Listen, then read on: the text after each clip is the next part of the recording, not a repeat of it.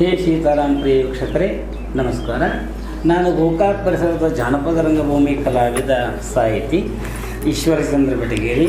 ನಾನು ಸಂಪಾದನೆ ಮಾಡಿರುವಂಥ ಈ ಶ್ರೀಕೃಷ್ಣ ಪಾರಿಜಾತ ರಂಗಪ್ರಯೋಗವನ್ನು ನಾನು ಈ ಚಲನ ಮುಖಾಂತರ ತಮಗೆಲ್ಲ ನಾನು ವಾಚನ ಮಾಡ್ತಾಯಿದ್ದೀನಿ.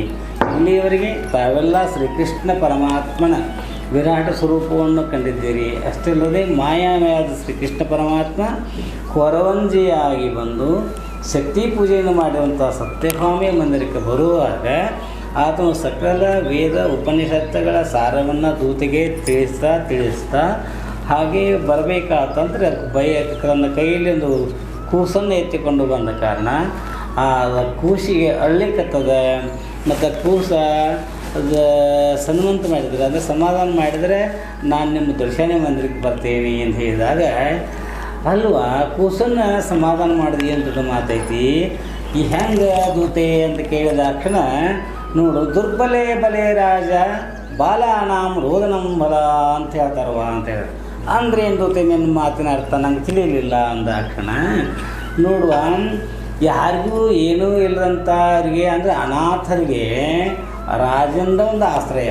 ರಾಜ ಏನು ಮಾಡ್ತಾನಂತಂದ್ರೆ ದುರ್ಬಲ ಸಲುವಾಗಿ ಆತನು ಸಹಾಯ ಸಹಕಾರಗಳನ್ನು ಮಾಡ್ತಾನೆ. ಅವರಿಗೆ ಊಟೋಪಚಾರ ಸಲುವಾಗಿ ಅಲ್ಲಲ್ಲಿ ಏನಂತಂದ್ರೆ ಅವರು ನಮಗೆ ಅಲ್ಲಿ ಊಟಕ್ಕೆ ವಸತಿಗೆ ಸಲುವಾಗಿ ಅವರು ಧರ್ಮಶಾಲೆಗಳನ್ನು ತೆಗಿತಾ ಇರ್ತಾರೆ. ಅಂಥಲ್ಲಿ ಹೋಗಿ ಯಾರೂ ಇಲ್ಲದ ಅನಾಥರು ಆಶ್ರಯ ಪಡಿತಾರೆ. ಹಾಗೆ ಬಾಲಾನಾಂ ರೋಗನಂ ಬಲ ಅಂತಂದ್ರೆ ಈ ಸಣ್ಣ ಕೂಸುಗಳು ಇರ್ತಾವ. ಸಣ್ಣ ಕೂಸುಗಳಿಗೆ ಅವಕ್ಕೆ ಹೇಳೋಕೇನಾರ ಬಾಯಿ ಇರ್ತದೇನು ಇಲ್ಲ. ಅವೇನು ಮಾಡ್ತಾವೆ ಅಂತಂದ್ರೆ ತಮಗೆ ಏನಾದರೂ ತೊಂದರೆ ಆದರೆ ಅವು ಹೇಳಬೇಕಂತಂದ್ರೇನು ಅದಕ್ಕೆ ಒಂದೇ ಒಂದು ಸಾಧನ ಅಂತಂದ್ರೆ ಅಳಬೇಕಷ್ಟೇ. ಹೀಗಾಗಿ ಬಾಲಾನಾಂ ರೋದನಂ ಬಲ ಅಂತ ಹೇಳ್ತಾರೆ. ಮತ್ತು ಆಕಾಶಗಳಿಗೆ ಆಕಾಶದ ಒಂದು ಏನಿರ್ತದೆ ಅವಕಾಶ ಇರ್ತದೆ. ಹಾಗೆ ಈಗ ನಿನ್ನ ಕೂಸ ಅದು ಅಳ್ಳಿಕತ್ತಂತಂದ್ರೆ ಅದಕ್ಕೆ ಮತ್ತು ನೀ ಮಲಿ ಕುಡಿಸು ಅಂದಾಕ್ಷಣ ಅಂದ್ರೆ ದೂತೆ ನನ್ನ ಕೂಸಿಗೆ ನನಗೆ ಮಲಿ ಕುಡಿಸಂತೇನು ಹಂಗಲ್ಲ ಹುಚ್ಚುಕೊರಂಜಿ ಅಲ್ಲ ನಿನ್ನ ಕೂಸಿನ ಮಲಿ ಕುಡಿಬೇಕತ್ತೆ ಮಾಡಿ ಏನು ನಾ ಹಾಗೆ ಹೇಳಲಿಲ್ಲ. ನೀನು ನಿನ್ನ ಕೂಸಿಗೆ ನಿನ್ನ ಮಲಿ ಕುಡಿಸು ಅಂತ ಹೇಳಿದೆ. ಇದೇನು ದೊಡ್ಡ ಮಾತು ಹೇಳ್ತಿದ್ದೂತಿ ನೀನು ನನ್ನ ಕೂಸ ಪುಟ್ಟನ ಮಲಿ ಕೊಡೋದಿಲ್ಲ. ಅಯ್ಯೋ ಇದೇನು ದೊಡ್ಡ ಮಾತು ಹೇಳ್ತೀಯ ನಿನಗೆ. ಕೊರಂಜಿ ಹುಟ್ಟಿದ ಮಕ್ಕಳಿಗೆ ತಾಯಿ ಹಾಲು ಶ್ರೇಷ್ಠ ಅಂತೇಳಿ ಎಲ್ಲರೂ ಹೇಳ್ತಾರೆ.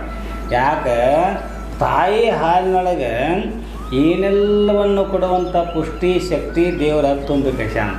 ಅಷ್ಟೇ ಅಲ್ದ ತಾಯಿಯಿಂದರು ಹಡ್ದ ತಕ್ಷಣ ಅವ್ರಿಗೇನಾಗಿತ್ತಂದರೆ ಪ್ರಸವ ಆದ ನಂತರ ಏನಾಗುತ್ತೆ ಅಂದರೆ ಆ ಮಲೆಗಿನ ಹಾಲುಗಳನ್ನು ಹಿಂಡಿ ಒಗಿಬಾರ್ದು. ಮೂಢನಂಬಿಕೆ ಅಂತೇಳಿ ಏನು ಮಾಡ್ತಾರೆ ಅವಂತರ ಇದ್ರ ಹಾಲು ಅಂತ ತಿಳ್ಕೊಂಡು ಗಿಣ್ಣದ ಹಾಲು ಅಂತ ತಿಳ್ಕೊಂಡು ಅವನ್ನ ತೆಗೆದು ಒಗಿತಿರ್ತಾರೆ. ಆ ಥರ ಯಾವ ಕಾಲಕ್ಕೂ ಮಾಡಬಾರ್ದು. ಯಾಕಂತಂದ್ರೆ ತಾಯಿ ಎದೆ ಹಾಲಿನೊಳಗೆ ಏನೆಲ್ಲವನ್ನು ಶಕ್ತಿ ದೇವರು ಕೊಟ್ಟಿರ್ತಾನೆ.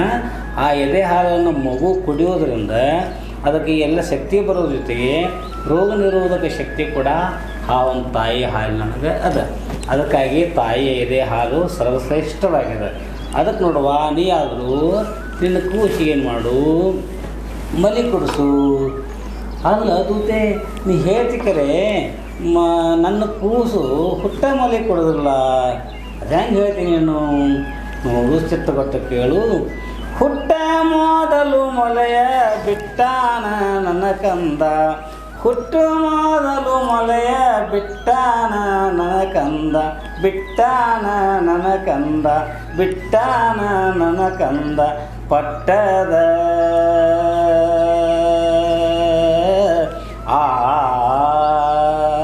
ಪಟ್ಟದ ರಸಿಯರ ಪಟ್ಟದ ರಸಿಯರ ಪಟ್ಟದ ರಸಿಯರ ಆದರಮೃತ ಸಂವಿಧಾನ ಹುಟ್ಟ ಮೊದಲು ಮಲೆ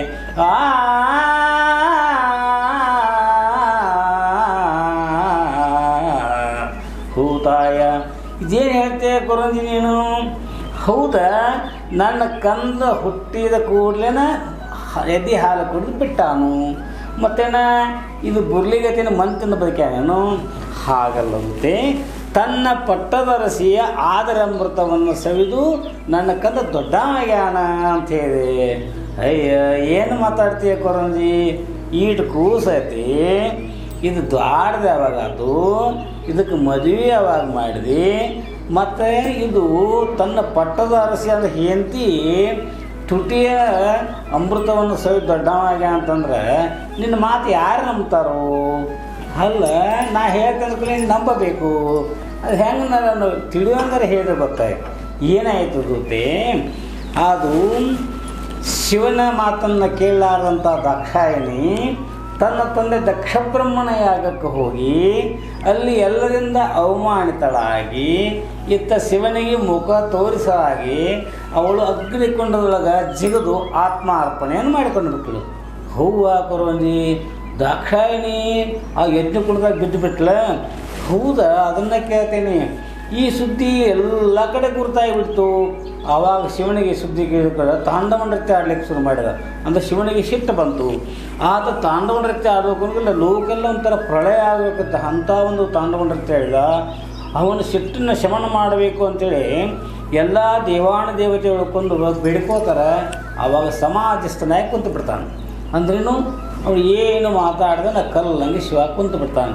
ಇನ್ನೇನು ಮಾಡಬೇಕು ಅಂಥೇಳಿ ಎಲ್ಲರಿಗೂ ಯೋಚನೆ ಮಾಡಿ ಶಿವನನ್ನು ಸಮಾಧಿ ಸ್ಥಿತಿಯಿಂದ ಹೊರಗೆ ಕರ್ಕೊಂಡು ಬರಬೇಕಾದ್ರೆ ಅವಾಗ ಏನು ಮಾಡಬೇಕಂತಂದ್ರೆ ಅವನಿಗೆ ಇಚ್ಛಾ ಆಗಬೇಕು. ಅಂದ್ರೆ ಕಾಮ, ಅಂದರೆ ಕಾಮ ಅಂತಂದ್ರೆ ಏನು, ಇಚ್ಛಾ ಆಗಬೇಕು.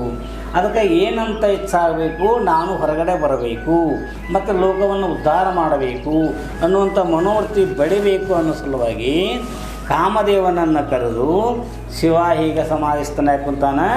ಅದಕ್ಕಾಗಿ ನೀನು ಅವನ ಮೇಲೆ